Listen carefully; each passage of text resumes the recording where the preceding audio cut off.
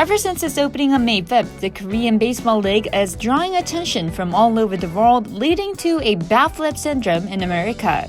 Why are Major League fans so in love with KBO? Let's hear from the Yonhap News Agency reporter Yoo Jee-ho, who was invited by ESPN for the game between the Kia Tigers and Samsung Lions. There's never been this much interest in the KBO, which began back in 1982. There's multiple reasons for that. One being there's no Major League Baseball currently being played in the US and in Canada. And the KBO games being on ESPN, this is the only live baseball that is available to US audience on national TV. Taiwan has a baseball league. They began their season a little before the KBO, but generally speaking, the KBO is considered about a level or two above Taiwan. This is a bigger league with 10 teams compared to 4 teams in Taiwan.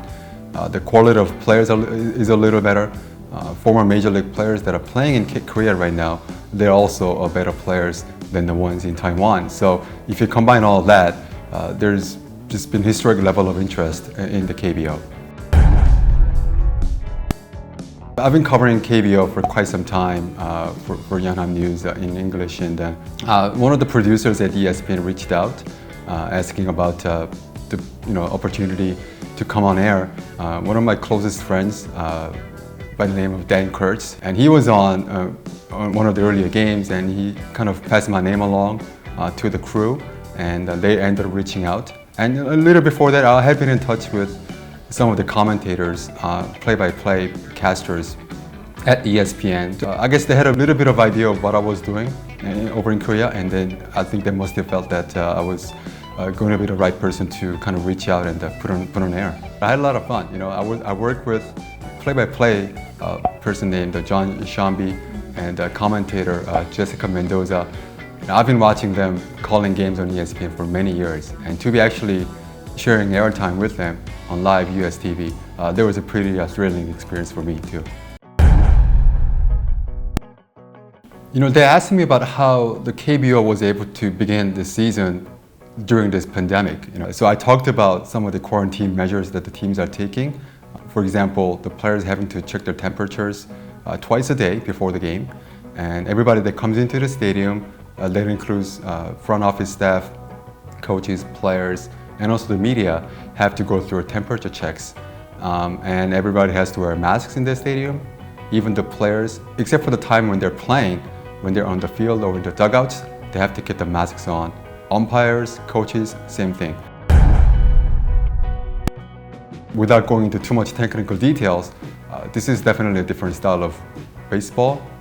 In baseball, we talk about putting the ball in play, and that means the Korean hitters, the KBO hitters, make a lot more contact with pitches, whereas in MLB, it's become more of all or nothing kind of league.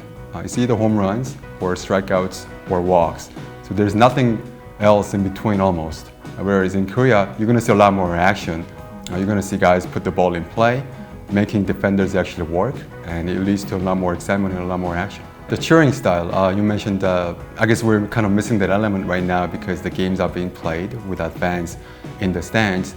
But some teams do have their cheerleaders on the stage for their home teams, trying to create sort of a game-like atmosphere, playing music, cheerleaders dancing, chanting players' names to, I guess, really cheer them up, literally, on the players on the field. So that's a huge difference between a typical KBO game day experience compared to MLB game day experience. Because they are different. Backflips in the US, in the majors, they're considered almost a taboo. When that happens, it's considered not respecting the opponents. When a hitter flips the bat, it might lead to some bench clearing brawls, some fist fights, or pitches toward the body, or in worst cases, some toward the head. It's a very different culture in Korea. Backflips, I wouldn't say they're encouraged, but they're accepted as part of the game. People just do it all the time. For US audiences, US fans that are used to not seeing backflips, this is very refreshing. And it's also considered an honest expression of emotions, looking like the players in the KBO are having fun playing baseball, whereas maybe in the majors, they're a little bit uptight They're all about respect. They're all about these unwritten rules. I had a chance to speak with some ESPN announcers after the first week, and they said there are probably fewer backflips than they had expected. They were kind of disappointed that there weren't more backflips in the first week, and their guess is the players playing without fans in the stands, maybe they didn't have quite the energy, maybe they weren't able to feed off the energy of the crowd, so maybe they didn't have the emotion sort of driving them to flip the bats with the flair.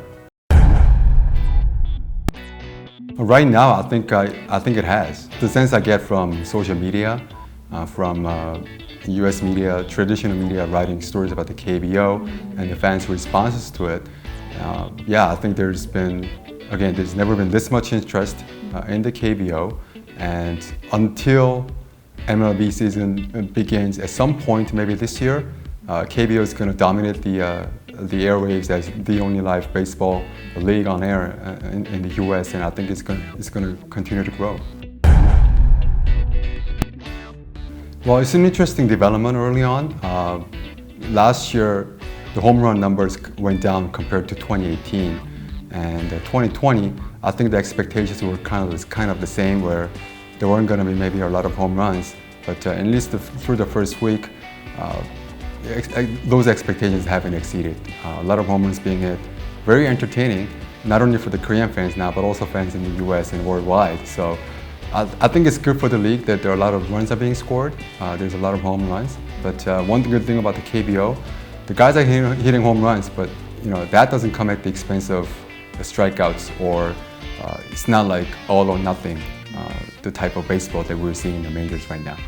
I still sometimes kind of pinch myself, and is this real? I've been on ESPN, and I'm talking to these people that are calling games on ESPN, and they're calling Korean games for live audience at 1 in the morning, 5 in the morning, we're in Eastern time zone. So yeah, this is all very surreal.